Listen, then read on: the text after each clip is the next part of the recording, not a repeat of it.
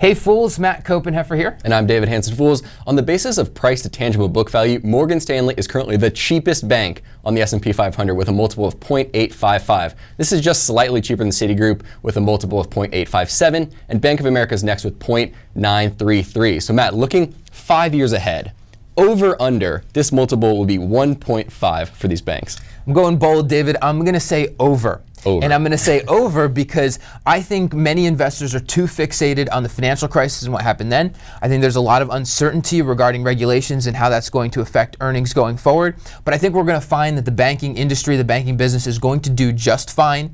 And I also think we have the potential to see the economy recover and to see things start churning along again and valuations to go above maybe where they should be. So do I think that above 1.5 times tangible book value is the right valuation for these banks? Maybe not, but I'm thinking we could see valuations north of that. So I'm buying these banks if for no other reason than on the basis of valuation. What about you? I think you're insane, because I think when we look at these banks, 1.5 times tangible book, that's a little too optimistic for me. I think when we look at these banks in terms of the credit cycle, I don't think we're going to see in the next 5 years, which is what we're looking at here, a huge boom of the consumer credit demand.